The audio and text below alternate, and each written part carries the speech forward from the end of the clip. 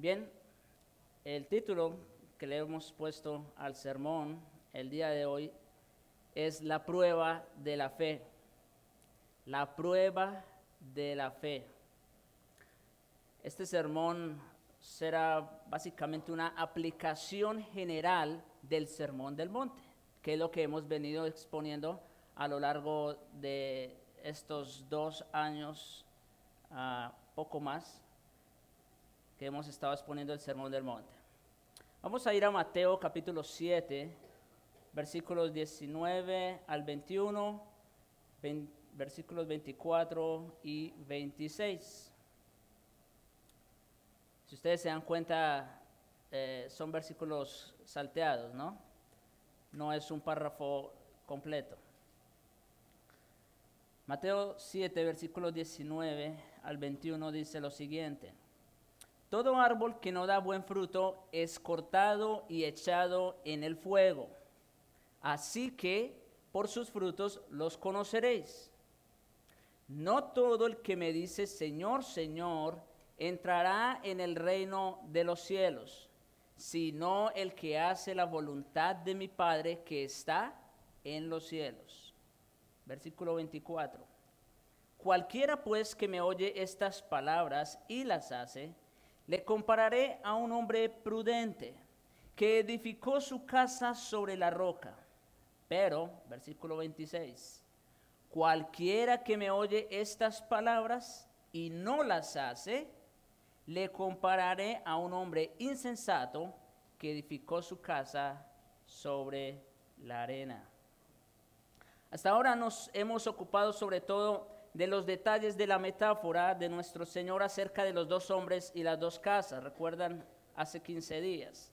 Es evidente que en una metáfora como esta, lo primero que hay que hacer es examinar el conjunto mismo y descubrir su significado, lo cual ya hicimos, y después sacar algunas aplicaciones. Hace 2 semanas examinamos las características del hombre insensato o del pseudo cristiano. Y aquí, dicho sea de paso, voy a hacer una aclaración por si alguno todavía no ha logrado captar la palabra pseudo cristiano. Pseudo significa falso. Estamos hablando de un cristiano falso, de alguien que dice que es, pero que no es en realidad. Hoy vamos a resumir entonces lo que vimos en aquella ocasión para luego examinar las características del verdadero creyente como aplicación del Sermón del Monte. ¿Cuáles son las características del pseudo cristiano o del cristiano puramente nominal?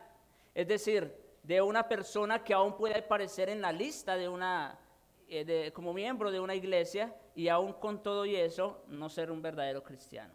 ¿Cuáles son las características del pseudo cristiano o del cristiano nominal? Podemos dividirlas en generales y específicas. En general, en ellos se encuentran las mismas cosas que observamos en el hombre insensato que construyó su casa sobre la arena. Es decir, es insensato, apresurado y superficial. No cree mucho en la doctrina ni en la necesidad de entender la Biblia. Desea disfrutar del cristianismo sin muchos problemas. Yo con tal de cumplir mis ritos o mis asuntos con la iglesia, yo con tal de sentarme y escuchar el sermón o con tal de hacer tal o cual cosa, entonces ya con eso estoy más que satisfecho. Pero el pseudocristiano no. El pseudocristiano no hay, a esa persona no hay que molestarlo con tantas doctrinas y definiciones. Él anda muy apresurado en los asuntos y los afanes de esta vida. Anda muy apurado. La instrucción le impacienta y también la experiencia y la dirección. De hecho, suele ser impaciente con todo conocimiento verdadero. Por eso le cuesta estar 1 hora sentado escuchando un sermón. Por eso se duermen durante el culto. No están interesados en conocer a Dios. ¿Sabían eso? Bueno, Claro, no estoy diciendo que todos y cada uno de los que se duermen les pasa lo mismo. Pero esa es una señal, ese tipo de aburrimiento es una señal de inconformismo y de falta de interés por conocer al Señor. ¿Sí? Y como les decía el pastor Ricardo hace 8 días también, si me parara a hablarles de cómo ganar dinero, de cómo invertir en otros asuntos, seguramente estaríamos más interesados. Pero aquí se trata de conocer a Dios. Y esta es la principal característica del pseudo cristiano. El aburrimiento, la impaciencia, según lo describe nuestro Señor. Hasta ahora hemos considerado su mentalidad y antes de pasar al próximo punto, deseo subrayar la importancia de esto. No hay nada que proporcione un indicio tan genuino que lo que alguien es, que es como su mentalidad en general. ¿Cuál es su mentalidad? ¿Cuál es su pensamiento? ¿Cuál es su interés con respecto a las cosas del Señor? Pero ya yendo un poco más a los detalles, en primer lugar, ¿cuáles son las características del falso profeta? Bueno, lo primero respecto a él es que como el hombre de la metáfora, lo que busca es agradarse a sí mismo. Eso es lo que busca el insensato, agradarse a sí mismo. Analicemos lo que hace, escuchemos lo que dice y veremos que todo gira en torno a sí mismo. ¿Cómo salgo yo beneficiado con esto que estoy haciendo? Esta es realmente la clave para todo lo que hace y dice. El yo es el centro de su vida. El yo controla su perspectiva y todas sus acciones. ¿Cómo nos cuidamos a nosotros mismos, no es cierto? Físicamente hablando, quizás nos cuidamos mucho en lo que comemos. Otros, yendo por el mismo lado de la comida, entonces le dan gusto a su carne, a todo lo que quiere. El punto es que gran parte de nuestras vidas giran en torno al yo, a lo que yo quiera, a lo que me satisface. El centro de sus vidas es el yo controla toda su vida, desea facilidad, comodidad y ciertos beneficios. Por ello se halla dentro de la iglesia, porque sabe que aquí en la iglesia encuentra beneficios. ¿Sí? De hecho, el pseudo cristiano por necesidad se encuentra aquí en la iglesia, sentado, escuchando el sermón. Porque los que están afuera no son pseudo cristianos, ellos son mundanos y ya. El pseudo cristiano o el falso cristiano está aquí sentado. Desea obtener ciertas bendiciones. Y en esto difiere del hombre que está totalmente en el mundo, que dice no poseer ninguna creencia. Este hombre ha descubierto que en el cristianismo se ofrecen ciertas bendiciones, se interesa por ellas y desea saber algo acerca de las mismas y cómo obtenerlas. Siempre piensa en función de qué puedo sacar, qué beneficios me reportará buscarlo. Esta es la clase de motivos que lo mueven.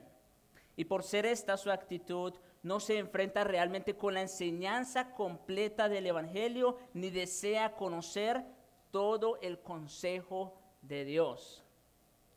Hay personas que pueden decir, este domingo, ¿cómo me gustó la predicación? ¿Verdad? Pero al otro domingo, ¿cómo la misma persona puede decir, hoy no me gustó tanto? Hoy nos dieron duro. ¿Por qué? Porque es una persona que simplemente escoge el tipo de enseñanza que quiere escuchar. Ese es el pseudo cristiano. Pero en segundo lugar, bueno, y esto nos lleva más bien al segundo punto, el pseudo cristiano escoge lo que le gusta y se concentra en aquello que le atrae. Escoge, selecciona lo que le gusta, prescinde de lo demás. Se ve muy claro en cuanto al hombre que construyó su casa sobre la arena y lo mismo ocurre en el ámbito espiritual. Deberíamos examinarnos constantemente a la luz de la palabra. Si no leemos de forma tal que nos examine o no la estamos leyendo correctamente, entonces es porque no nos interesa definitivamente. Si tú lees una porción de las Escrituras y dice, esta me gusta, pero después lee otra y dice, esta no me gusta tanto, entonces ahí hay un problema. Ahí hay un problema muy serio. Debemos hacer frente a estas cosas. Todo el mensaje de la Biblia es palabra de Dios. La suma de su palabra es la verdad. Si usted es de los que toma solamente una porción de la Biblia, aquella que le gusta leer, o si usted escoge un tipo de sermones que le gusta escuchar, pero no agarra todos en general, entonces estás en problemas. Fácilmente puedes ser un pseudo cristiano. La pregunta que tienes que hacerte es, ¿tomas todas las Escrituras en general como un todo? ¿Tomas todo el consejo de Dios? ¿Aceptas la enseñanza referente a la ira de Dios, así como aceptas la del amor de Dios? Esa es la cuestión. En otras palabras, su característica más destacada, la del pseudo cristiano, siempre es el no hacer frente en forma completa y honesta a la naturaleza de su pecado. Siempre que se le hable acerca de su pecado, siempre que se le hable algo que lo incomode, entonces se molesta. Y les adelanto, si esa es su actitud cuando se les habla respecto al pecado, entonces déjeme decirle con la autoridad de Cristo de que entonces no eres un cristiano verdadero. Si te incomodas con lo que se enseña desde aquí del púlpito respecto a la naturaleza de su pecado, entonces eres un pseudo cristiano.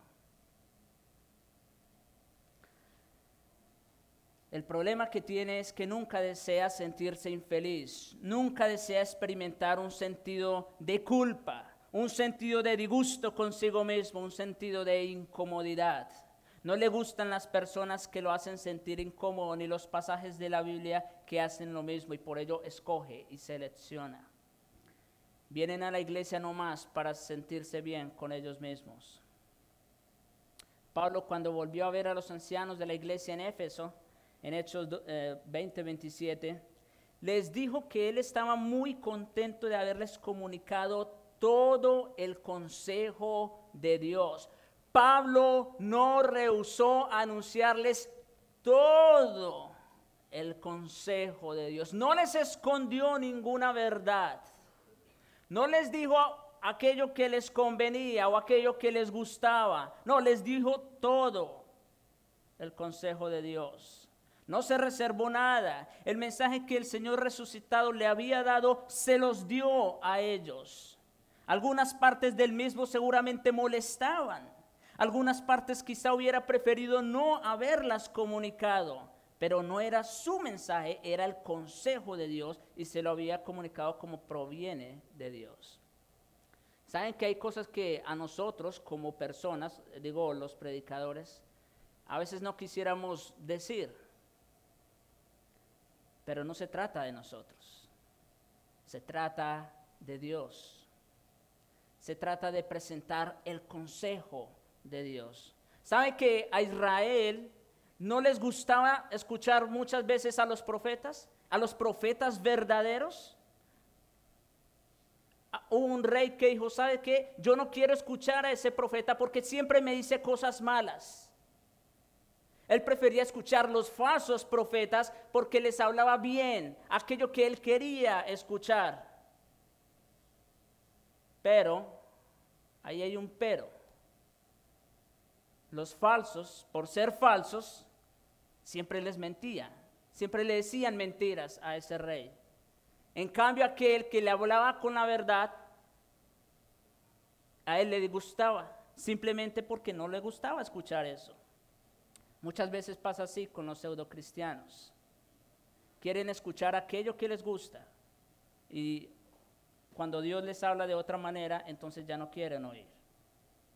En otras palabras, el problema que tiene en último término el pseudocristiano es que no desea realmente conocer a Dios, ¿sí?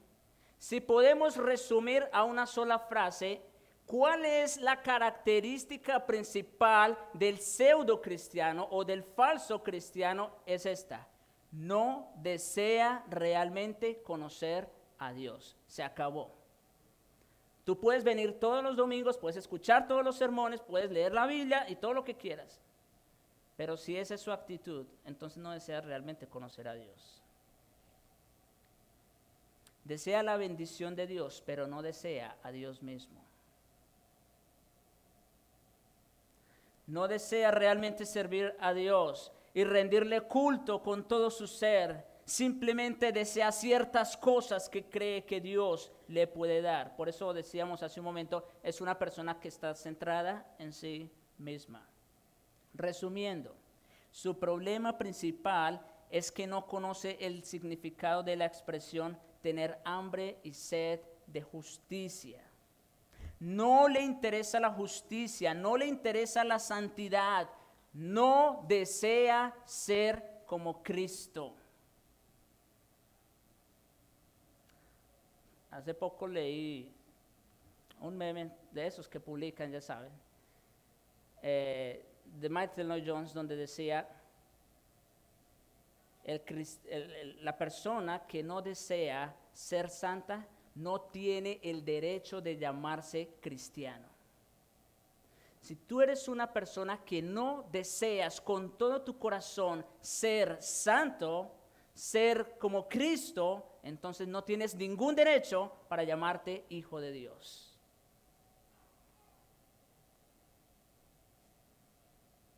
El cristiano desea positivamente ser como Cristo, ser santo.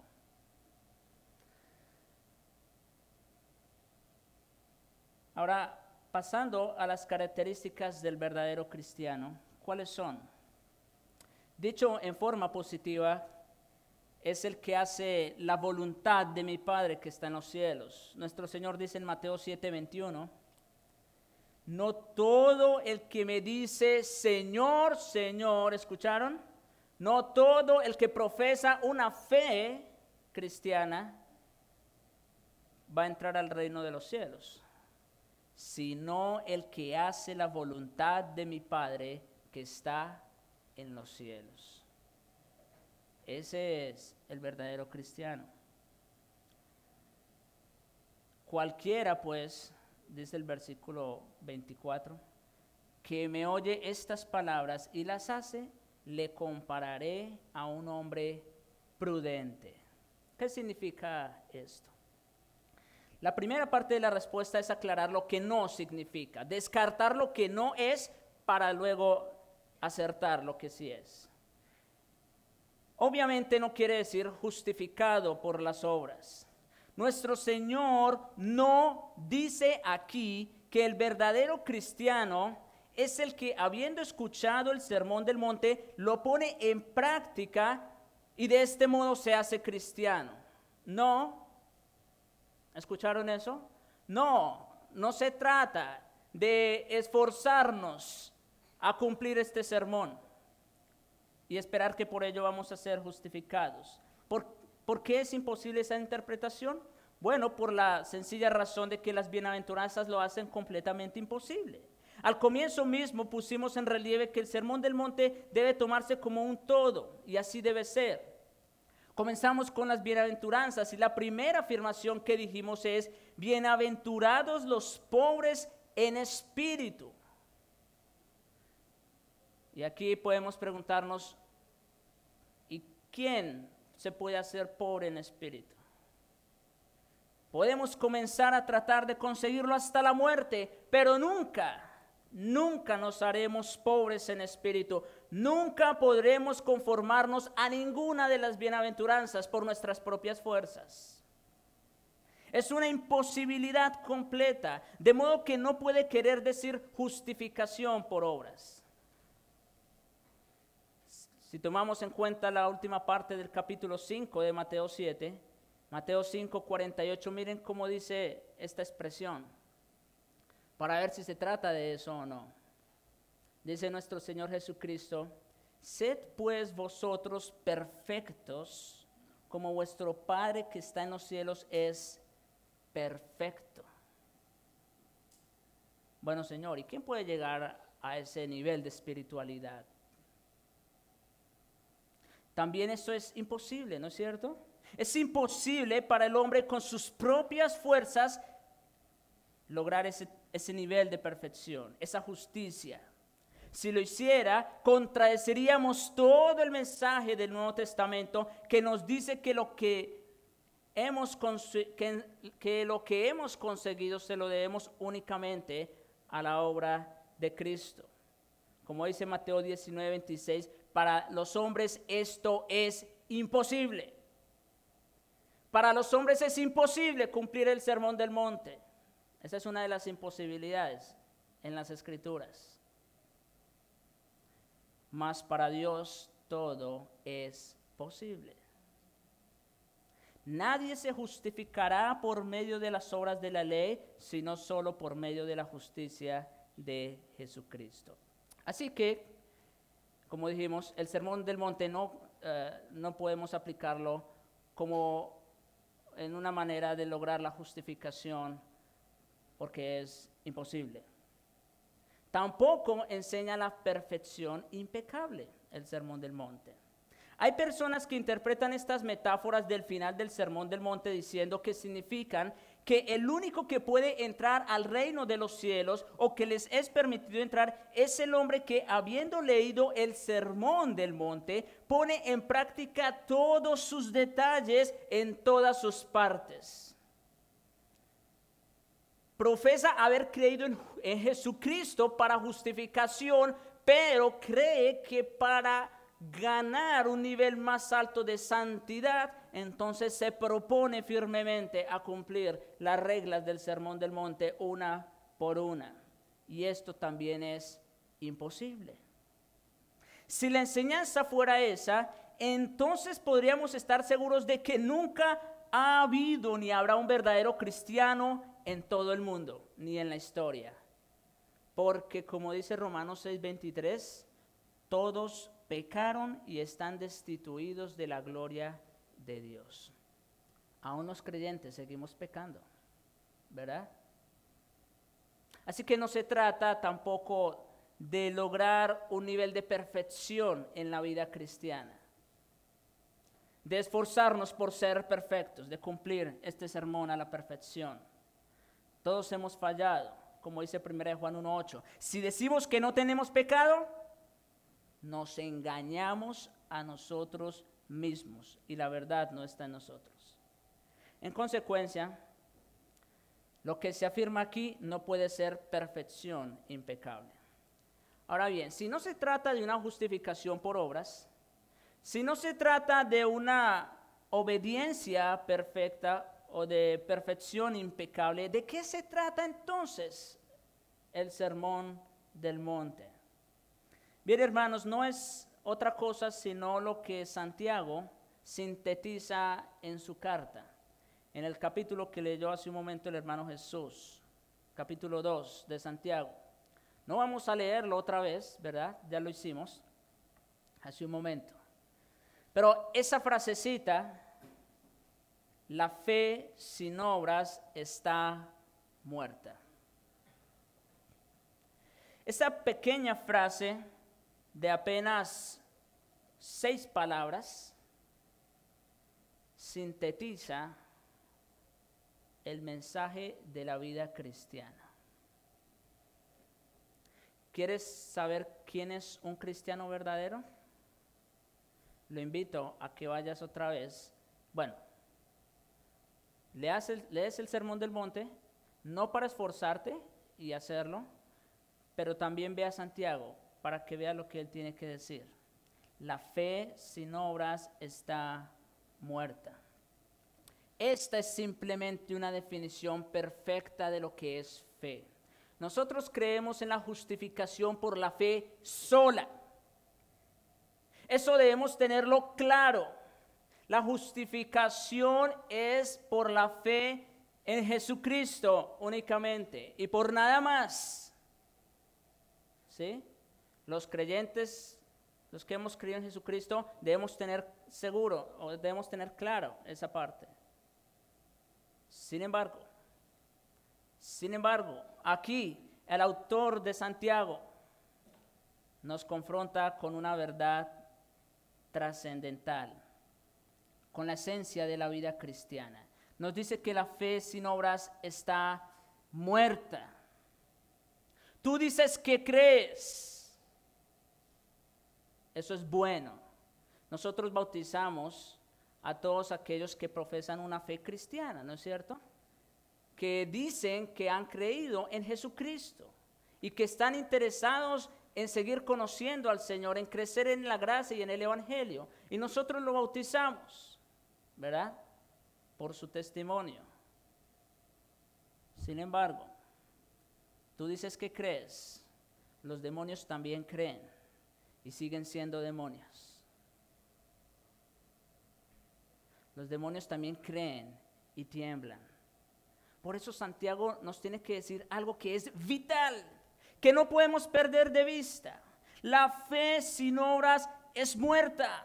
La vida de fe nunca es vivir con desahogo. La fe es siempre práctica. Por eso el texto que leímos dice, ¿qué sacas tú con decir que tienes fe? Pero tú ves a tu hermano que tiene necesidad y le dice, id en paz, calentaos vosotros mismos, pero no le prestas la ayuda, la atención que requiere el hermano. ¿De qué te sirve tu fe? ¿De qué te sirve decir que eres un cristiano cuando no lo vives en la práctica? Estás negando la fe, en otras palabras. La fe es siempre práctica. La diferencia entre fe y asentimiento intelectual es que el asentimiento intelectual simplemente dice Señor, Señor, pero no hace la voluntad del Padre. ¿Escucharon esto? A veces tomamos solamente la primera parte, la parte negativa, donde Cristo dice, no todo el que me dice Señor, Señor entrará al reino de los cielos, y lo dejamos hasta ahí. ¿Verdad? Dando a entender que no todos los que profesan fe son verdaderos cristianos. Pero, ¿cuál es la parte positiva? ¿Cómo sé si soy un verdadero cristiano? Tienes que decir Señor, Señor, porque eso va, pero también va lo otro, el que hace la voluntad de mi Padre que está en los cielos. Dicho de otro modo, no significa nada el decir que es cristiano, a no ser que lo considere a Él como Señor mío y me haga voluntariamente un siervo suyo. Ese es el verdadero cristiano, el que voluntariamente se hace siervo de Cristo. Mis palabras son vanas y no quiero decir realmente Señor, Señor, a no ser que lo obedezca. Si tú crees en Cristo, si tú amas a Cristo como dices que lo amas y crees en Él, entonces es sencillo. Obediencia, sumisión. Miren ahí mismo un ejemplo que nos pone Santiago en el capítulo 2, versículos 21 y 22, para no ir más lejos.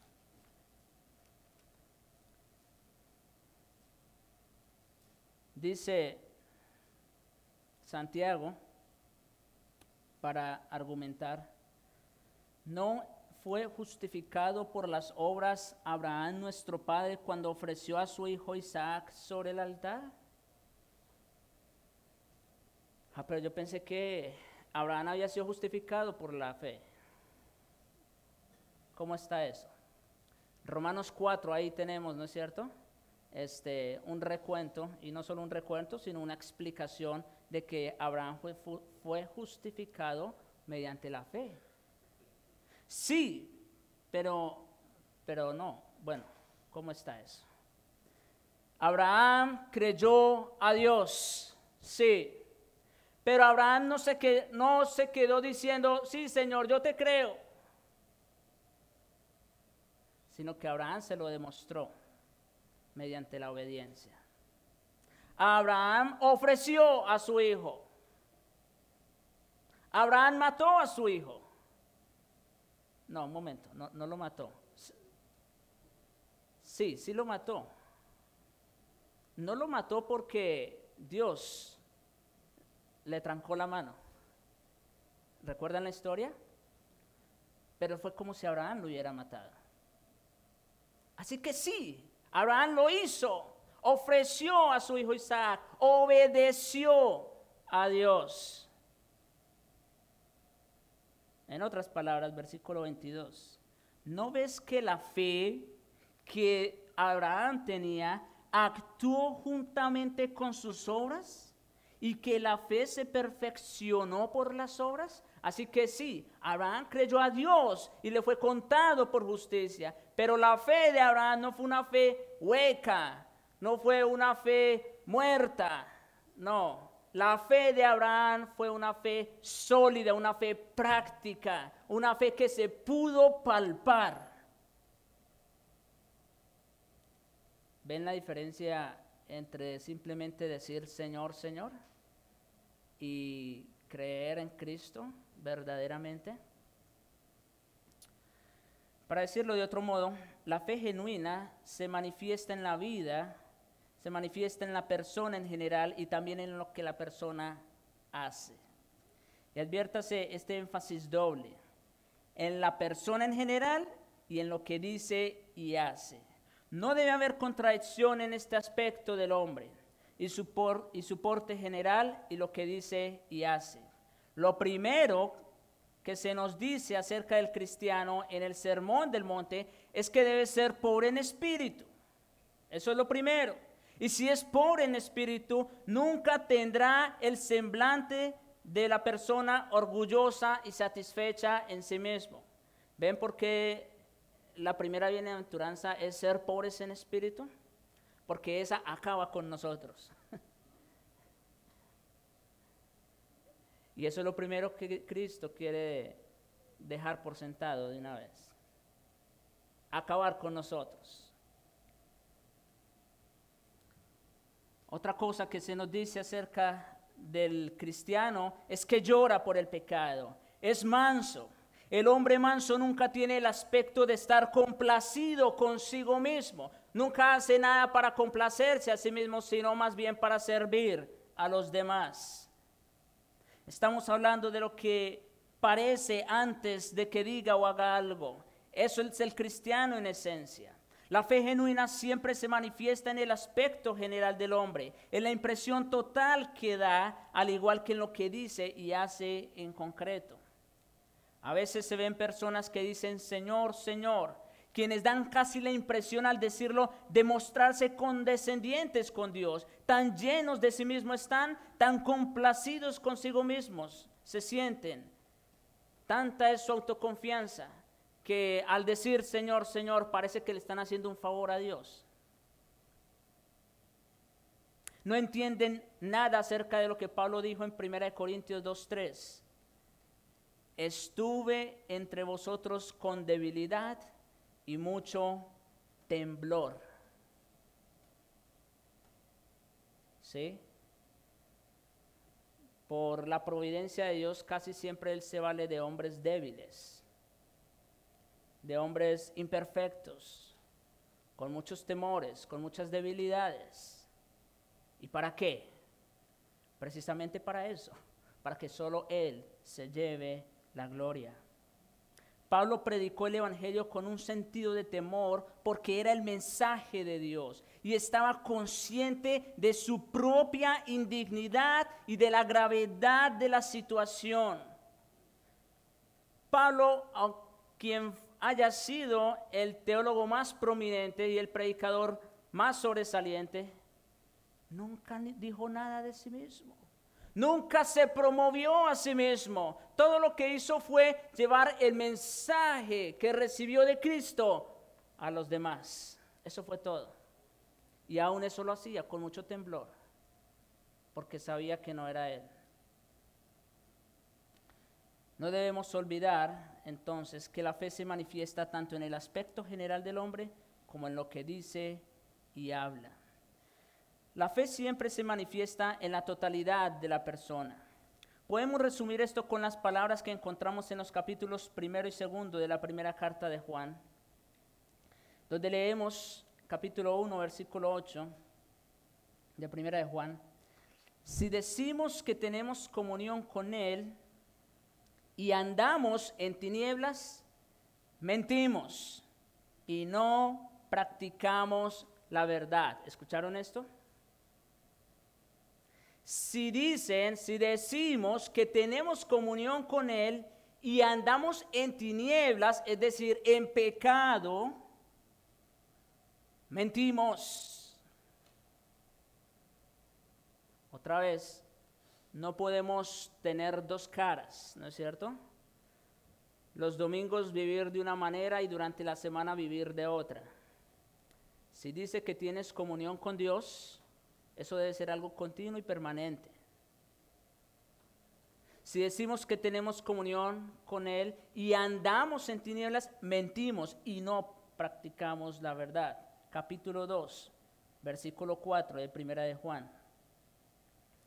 El que dice, yo le conozco y no guarda sus mandamientos, el tal es mentiroso y la verdad no está en él. Podemos entender en qué se han equivocado los que sostienen que el sermón del monte no se puede aplicar, sino que se dirigió solo a los discípulos del tiempo de nuestro Señor y a los judíos de un reino futuro que ha de venir. Dicen que debe ser así porque de lo contrario se nos pone de nuevo bajo la ley y no bajo la gracia. Eso dicen los dispensacionalistas. Y por eso el sermón del monte pues no aplica para ellos, ¿saben? Pero las palabras que acabamos de citar en la primera carta de Juan fueron escritas bajo la gracia. Sí, y Juan lo plantea concretamente así. Dice, el que dice, yo le conozco, es decir, la fe. Creer en la gracia de Cristo, en el perdón gratuito del pecado. Si tú dices, yo le conozco, eso significa que tú crees en Él. Y si tú dices, yo le conozco, y no guardas sus mandamientos, ¿qué dice Juan? El tal es mentiroso. ¿Tú dices que crees? No te quedes ahí en esa pregunta. Avanza un poco más y pregúntate, ¿qué tal es mi obediencia al Señor? El que dice, yo le conozco y no guarda sus mandamientos, el tal es mentiroso. Claro, otra vez, y siempre lo decimos, no estamos hablando de una perfección impecable, ¿no es cierto? Ya lo dijimos hace un momento. Pero el que es verdadero creyente se esfuerza en alguna manera como si pudiera, aunque no puede. Esa es la mente del cristiano. Se esfuerza por agradar a su Señor. Es todo lo que quiere. Esa es toda su vida. Complacer a su Señor. Esto no es más que repetir lo que nuestro Señor dice en este pasaje acerca de los que entrarán en el reino de los cielos. Ya lo hemos dicho, no todo el que me dice Señor, Señor, sino el que hace la voluntad de mi Padre que está en los cielos. Y ese es el mensaje de todo el Nuevo Testamento, hermanos. Él se dio a sí mismo por nosotros. Lo dice Pablo a Tito, capítulo 2, versículo 14. Se dio a sí mismo por nosotros. ¿Para qué? ¿Con qué fin? Para redimirnos de toda iniquidad y purificar para sí un pueblo propio, celoso de buenas obras. Tristemente muchos se quedan solo con la primera parte. Se quedan con la redención. Dice, se dio a sí mismo para redimirnos de toda iniquidad y purificar para sí un pueblo propio. Pero se les olvida la última parte. Celoso de buenas obras. Si tú eres creyente, por defecto o por necesidad, tú eres una persona que desea ser santo, que desea ser como Cristo, que desea actuar, vivir esa fe. Hemos sido salvados para que fuésemos santos. Ese es el propósito elector de Dios. Nos ha apartado para prepararnos para sí. O como dijera Juan en su primera carta, capítulo 3, versículo 3, todo aquel que tiene esta esperanza, en él se purifica a sí mismo, así como él es puro. El deseo del cristiano es ese, ser más parecido a Cristo. Esa es la oración que no falta en sus devocionales. Ser más y más como Cristo. Debemos ahora, aplicar todo esto en una forma un poco más detallada. ¿Qué implica poner en práctica el Sermón del Monte? ¿Cómo puedes saber si soy hombre prudente o insensato? Y también voy a empezar aquí rápidamente con unas cuantas negaciones. Una de las pruebas mejores es esta. Y cuando hablo de pruebas, me refiero a que son preguntas que debemos hacernos a nosotros mismos. Y son estas. ¿Te agravia el Sermón del Monte? Es decir, ¿te desagrada el Sermón del Monte? ¿Te opones a oír predicar acerca de él? Seguramente antes de empezar la serie, no habían muchos cuando empecé, pero de pronto pienso que algunos estaban esperando algo práctico, ¿no es cierto? Porque el Sermón del Monte parece ser muy práctico. Y sí, lo es, pero no solo eso. Si solamente lo tomamos por el aspecto práctico, entonces vamos a caer en un legalismo terrible, porque nadie va a poder cumplirlo. Pero si te desagrada o te aburre escuchar la verdadera esencia de lo que es este Sermón del Monte, si eso no te gusta para nada, entonces eres una persona insensata, dice Cristo. Cualquiera que me oye estas palabras y no las hace, le compararé con un hombre imprudente. La persona insensata siempre se disgusta con el Sermón del Monte cuando se presenta como es, en todas sus partes. La pregunta que tienes que hacerte es, ¿sientes que te está haciendo imposible la vida? ¿Te molesta el nivel que exige? ¿Dices que es completamente imposible? ¿Es esta tu reacción frente al mismo? Así reacciona siempre el falso creyente.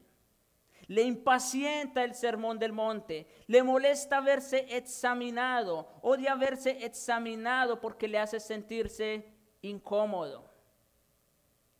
El cristiano genuino es completamente diferente. A él no le molesta que le digan las cosas como son. No le molesta la condenación del Sermón del Monte y nunca se defiende contra ella. Siempre está esperando qué es lo que Cristo tiene para decirle. Lo que realmente muestra lo que somos es nuestra respuesta instintiva, nuestra reacción inmediata. Y si nuestra reacción frente al Sermón del Monte es de resentimiento, si sentimos que es duro y difícil y que hace las cosas imposibles y que no es esa especie agradable de cristianismo que pensábamos que era, entonces no somos creyentes verdaderos.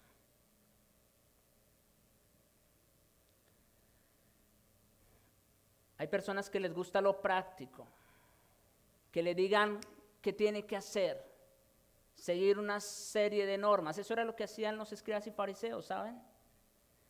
Ellos tenían una lista de reglas. Cualquiera que las cumplía, entonces ese llenaba los estándares. Pero Cristo dice, no es así. Mi justicia no es como ustedes piensan. Otra característica del falso creyente a este respecto es que una vez que lo ha oído, se olvida de él. El falso creyente tiende a olvidarse muy fácilmente del sermón.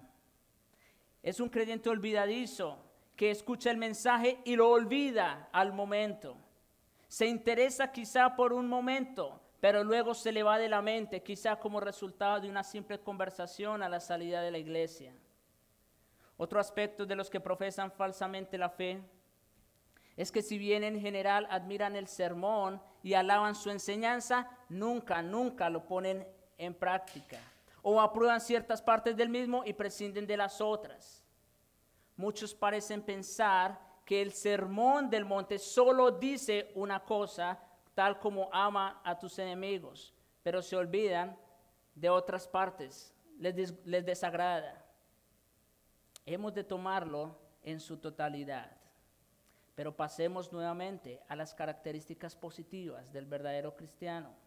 Es un hombre que sí se enfrenta con esta enseñanza, toda ella. No escoge o selecciona uno que otro pasaje.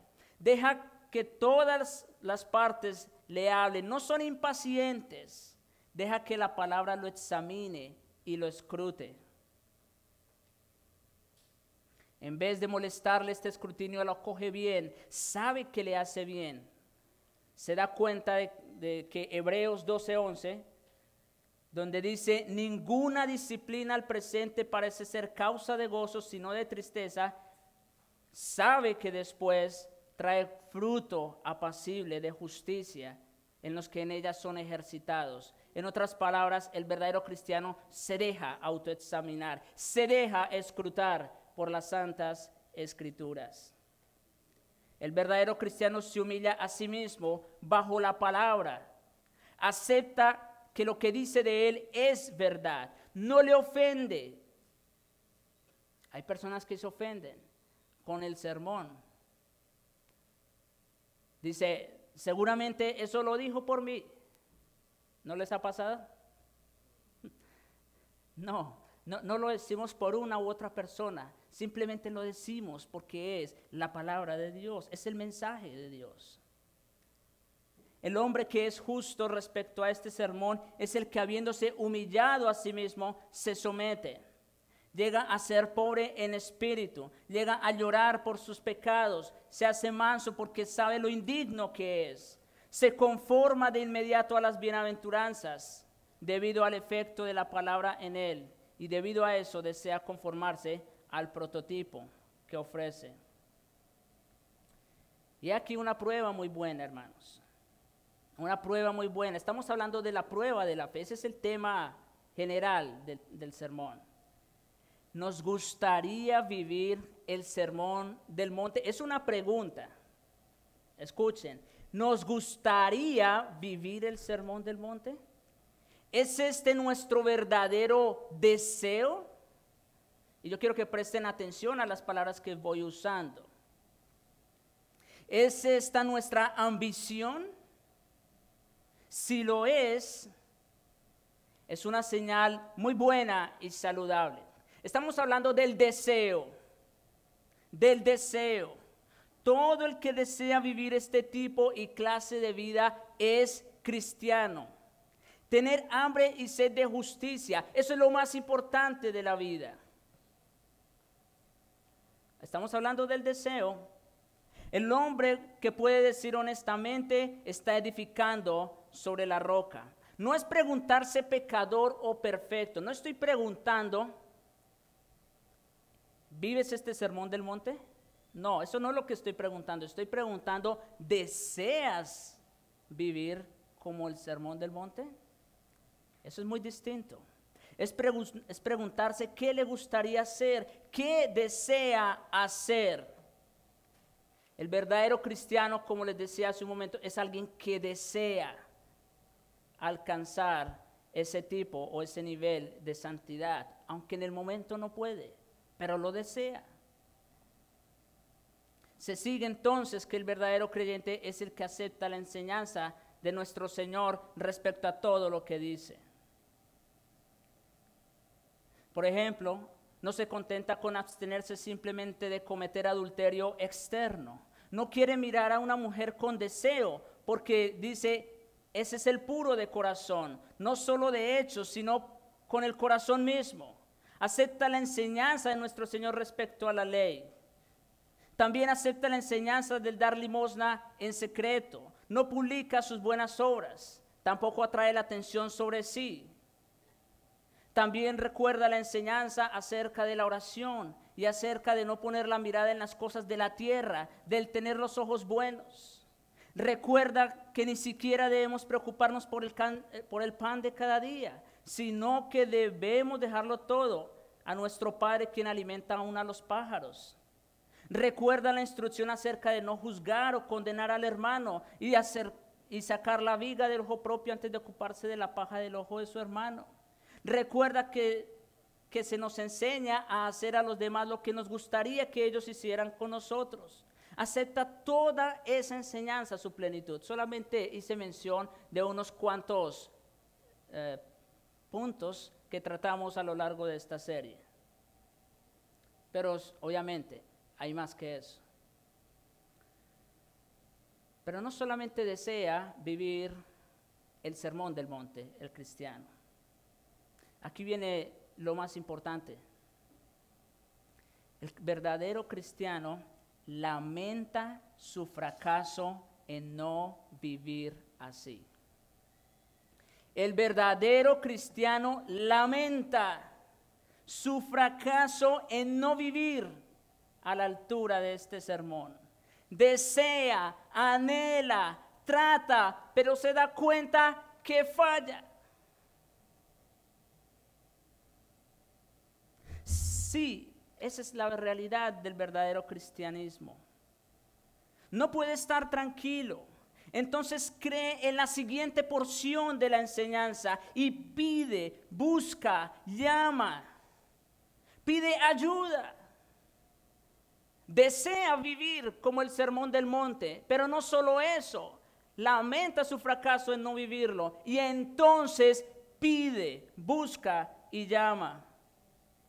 Cree en el mensaje que le dice que estas cosas son posibles con el Espíritu Santo. Y recuerda que Cristo ha dicho en este sermón en Mateo 7:7, pedid y se os dará, buscad y hallaréis, llamad y se os abrirá, refiriéndose al Espíritu Santo. Sabe que no puede vivir a la altura de este sermón, pero entonces pide ayuda. Ayuda divina, pide al Espíritu Santo. Esta es la esencia de la vida cristiana. Esto quiere decir hacer estas cosas. Significa que el deseo supremo del hombre es hacer estas cosas y ser como el Señor Jesucristo. Significa que es un hombre que no solo desea el perdón, no solo desea librarse de ir al infierno e ir al cielo. Con igual intensidad desea la santidad positiva en su vida. Desea conformarse cada vez más a la imagen de Jesucristo. Es un hombre, hermanos, que ama a Dios por Dios mismo. No ama a Dios por un interés, esperando recibir algo a cambio. No, es un hombre que ama a Dios por lo que Él es y cuyo deseo y preocupación supremos es el hombre de Dios y la gloria de Dios, que sean alabados y difundidos. Estos, hermanos, hasta aquí son los detalles en este asunto. Eso quiere decir hacer estas cosas, hacer la voluntad del Padre que está en los cielos.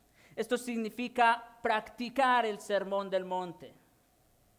Es estar de acuerdo con el catecismo menor que dice que el fin principal del hombre es glorificar a Dios y gozar de Él para siempre. Desea ser más como Cristo y de esa manera honrar su nombre, pero no solo eso, sino que se deleita en hacerlo, en agradar a su Señor. Se sabe que nunca conseguirá la perfección, eso es verdad, pero el deseo y el esfuerzo se encaminan hacia ahí y confía constantemente en el Espíritu Santo, quien ha sido dado para capacitarnos para esto. Hermanos, una cosa, una advertencia, el hecho de que tú no puedas vivir a la altura de este sermón, eso no te exime, eso no te exime o eso no te quita la responsabilidad de desear vivirlo. Esta es la doctrina, hermanos. Y quien quiera que pase con éxito estas pruebas que hemos hablado, las negativas y las positivas, puede sentirse feliz y seguro de que su casa está edificándose sobre la roca. Si por otra parte se ve que estas pruebas no se pueden responder satisfactoriamente, solo una conclusión queda: no ha venido edificando sobre la roca, sino sobre la arena. Y al final, la casa se cae. La vida se acaba. Y el que ha construido sobre la arena será llevado por la tormenta al lago que arde con fuego y azufre. Así sucederá con toda seguridad en el día del juicio. Pero quizá ocurra antes de esto, cuando llegue la próxima guerra, cuando explote la próxima bomba de hidrógeno, o cuando se pierda el dinero, los bienes, las posesiones, o cuando llegue la enfermedad, o se pierda un ser amado. Se verá entonces si estás construyendo sobre la roca o sobre la arena. Si vemos esto ahora, admitámoslo, confesémoslo a Dios sin esperar un segundo, confesémoslo, arrojémonos en su amor y misericordia, digámosle que al fin deseamos ser santos y justos, pidámosle que nos dé el Espíritu que Él ha prometido y que nos revele la obra perfecta de Cristo por nosotros. Sigamos a Cristo, Él nos conducirá hasta esa santidad genuina sin la cual nadie verá al Señor. Tenemos esa preciosa oración de Cristo por los redimidos y que a la vez es una promesa en Juan 17:17, donde dice: santifícalos en tu verdad. Cristo está pidiendo al Padre por los suyos que los santifique, que ponga ese deseo de ser santos. Pero subrayo la última frase: tu palabra es verdad. Cristo está interesado en nosotros y nuestra santidad. Y para eso nos escogió desde antes de la fundación del mundo. Y para eso nos dejó su palabra en rescate por muchos. Si tú eres un cristiano verdadero, tú desearás conocer la voluntad de tu hermano mayor, como escuchaba hace unos días un sermón. Desearás conocer la voluntad de tu hermano mayor que murió en rescate por tu vida, y desearás cumplir esa voluntad al pie de la letra. Así como cuando un ser querido se muere y deja un testamento para que se haga su voluntad una vez ya no esté, Cristo nos ha dejado también su testamento por escrito, para que ahora que Él, aunque se fue de cuerpo, pero presente en espíritu, podamos nosotros cumplir su voluntad. Para eso nos escogió. La pregunta final es: ¿estamos tomando de esa verdad que santifica? ¿Vamos creyendo y obedeciendo la palabra de Dios? Esa, hermanos, es la prueba de la fe. Oremos. Padre nuestro, gracias te damos una vez más, Señor, por tu palabra. Reconocemos, oh Dios, que a veces no nos gusta mucho o quizás nos aburre, nos impacienta porque queremos las cosas rápidas, queremos hacerlo todo práctico, que ya nos resuelva nuestro problema.